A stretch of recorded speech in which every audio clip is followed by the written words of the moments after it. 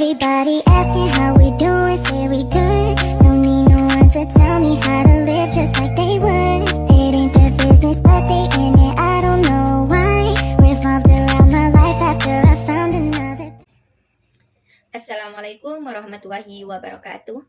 Yang kami hormati Ketua Yayasan Universitas Zainul Hasan Genggong, yakni Kyai Haji Hasan Mutawakil Alwah SHMM. Yang kami hormati yakni Bapak Rektor Bapak Abdul Aziz Wahab BAMAG dan dosen pengampu yakni Ustadzah Gustiana Arisanti. Baik, saya Iftitahul Maliyah dari kelas PAI 4B dari kelompok 4. Saya di sini akan menjelaskan tentang model dan metode pembelajaran di sekolah. Yang pertama yaitu pembelajaran di sekolah. Menurut Sadirman bahwa belajar merupakan perubahan tingkah laku atau penampilan dengan serangkai kegiatan, misalnya dengan membaca, mengamati, mendengarkan, meniru, dan lain sebagainya. Menurut Slameto, mendefinisikan belajar sebagai suatu proses usaha yang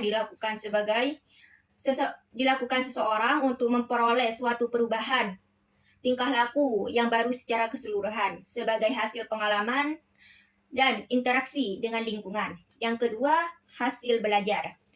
Sanjaya menjelaskan bahwa hasil belajar tingkah laku sebagai hasil belajar dirumuskan dalam bentuk kemampuan dan kompetensi yang dapat diukur atau dapat ditampilkan melalui performance siswa. Istilah tingkah laku dapat diukur sehingga menggambarkan indikator hasil belajar adalah mengidentifikasikan, menyambut, menyeluruh, menjelaskan, mengatur, dan membedakan. Sedangkan istilah-istilah untuk tingkah laku yang tidak dapat menggambarkan indikator hasil belajar adalah mengetahui, menerima, memahami, mencapai, dan mengira-ngira, dan sebagainya.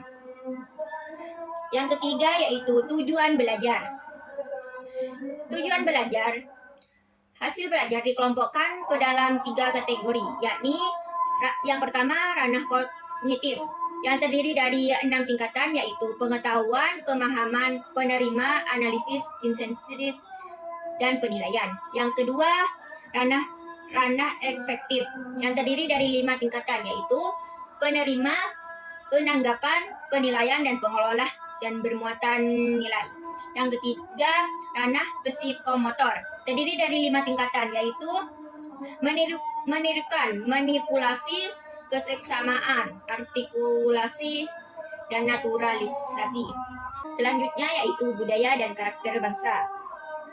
Pendidikan nasional berfungsi untuk mengembangkan dan membentuk watak serta peradaban bangsa yang bermartabat, dan rangka mencerdaskan kehidupan bangsa bertujuan untuk mengembangkan potensi peserta didik agar menjadi manusia yang beriman dan bertakwa kepada Tuhan Yang Maha Esa, berakhlak mulia, sehat, berilmu, kreatif, mandiri, dan menjadi warga negara yang demokratis serta bertanggung jawab.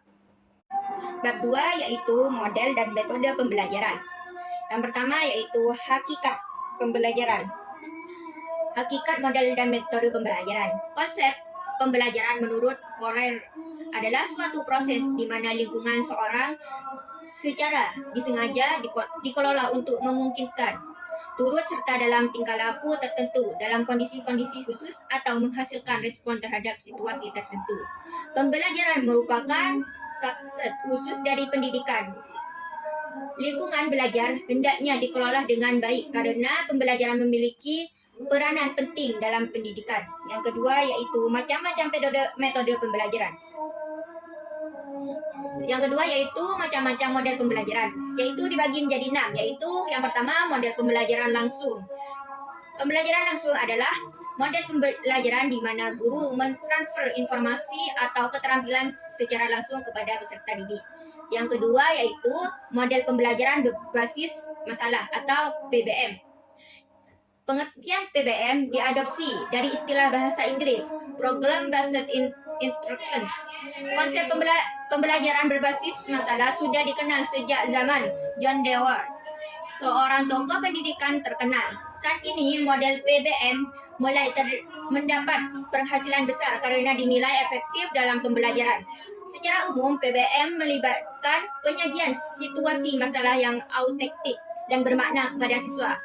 Situasi masalah tersebut memberikan kemudahan bagi siswa untuk melakukan penyelidikan dan investigasi lebih lanjut.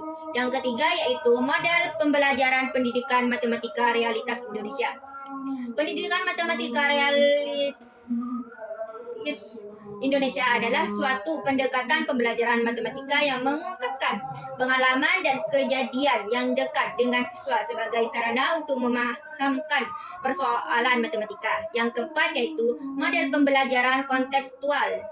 Dari pendapat para ahli dapat disimpulkan bahwa pembelajaran kontekstual adalah pembelajaran yang dihadirkan dunia nyata di dalam kelas untuk menghubungkan antara pengaturan yang ada untuk diterapkan dalam kehidupan siswa.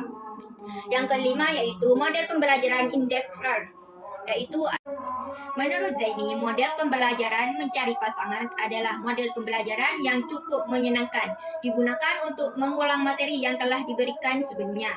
Materi baru pun tetap bisa diajarkan dengan catatan peserta didik diberikan tugas mempelajari topik yang akan diajarkan terlebih dahulu. Sehingga peserta didik ketika masuk ruangan kelas sudah memiliki bekal pengetahuan. Yang keenam, model pembelajaran kooperatif. Menurut Solihatin dan Raharjo, pada dasarnya kooperatif learning mengandung pengertian sebagai suatu sikap atau perilaku bersama dalam bekerja atau membantu di antara sesama dalam struktur kerjasama yang teratur, yang terdiri dari 2 orang atau lebih, di mana keberhasilan kerjasama sangat dipengaruhi oleh keterlibatan dari setiap anggota kelompok itu sendiri. Yang ketiga yaitu macam-macam metode pembelajaran. Dibagi menjadi 7. Yang pertama yaitu metode karya wisata atau outdoor. Karakteristik dari pembelajaran outdoor yaitu penemuan sumber bahan pelajaran sesuai dengan perkembangan masyarakat, dilakukan di luar kelas atau di sekolah.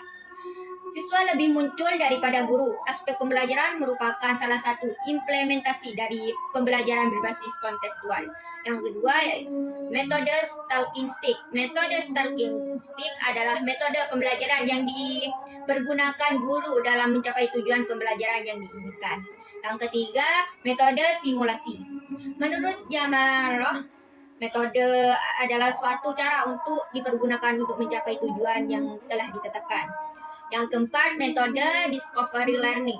Menurut Jamarah, discovery learning adalah belajar mencari dan menemukan sendiri. Yang kelima, metode brainstorming. Brainstorming merupakan bentuk dari pengembangan metode diskusi. Model diskusi banyak dikembangkan menjadi metode pembelajaran. Salah satu yaitu metode brainstorming. Yang keenam yaitu metode diskusi. Diskusi menurut Suryo Subroto adalah percakapan ilmiah oleh beberapa.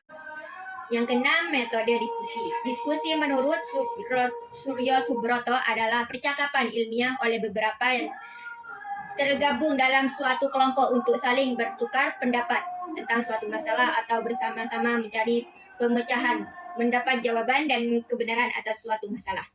Yang terakhir atau ketujuh yaitu metode pembelajaran di luar kelas.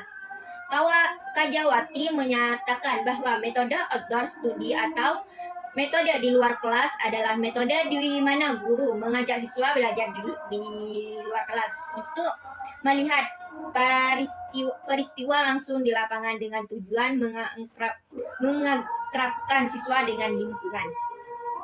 Bab 3 yaitu penilaian pembelajaran. Yang pertama yaitu jenis penilaian pembelajaran.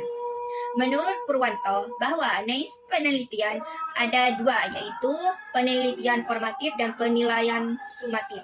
Penilaian formatif yang dimaksud untuk menentau kemajuan belajar peserta didik selama proses pembelajaran berlangsung untuk memberikan balikan atau penyempurnaan program pembelajaran. Yang kedua, penilaian sumatif. Berarti penilaian yang dilakukan jika satuan pengalaman belajar atau seluruh materi pembelajaran dianggap telah selesai. Yang kedua yaitu macam-macam penilaian pembelajaran, yaitu dibagi menjadi 4. Yang pertama yaitu macam-macam teknik teks, merupakan penilaian yang dilakukan untuk mengetahui kemampuan peserta didik pada aspek kognitif. Adapun macam-macam tes berikut yaitu tes uraian, pilihan ganda, isian singkat, dan menjodohkan. Yang kedua yaitu macam-macam penilaian teknik non-tes. Macam-macam teknik non-tes merupakan penilaian yang dilakukan untuk pengetahuan kemampuan peserta didik pada aspek efektif dan psikomotor. Adapun macam-macam teknik non-tes antara lain observasi, studi dokumentasi, angket, wawancara, sosiometri, unjuk kerja, portofolio, analisis hasil kerja. Yang ketiga yaitu langkah-langkah mengembangkan penilaian. Langkah-langkah pengembangan penilaian teknik tes dibagi menjadi 5, yaitu menerapkan tujuan pembelajaran, menganalisis dokumen, kisi-kisi soal, set sumatif, menulis soal, analisis rasional. Baik, cukup sekian dari saya. Apabila ada kekurangan dari awal hingga akhir, saya mohon maaf yang sebesar-besarnya. Assalamualaikum warahmatullahi wabarakatuh.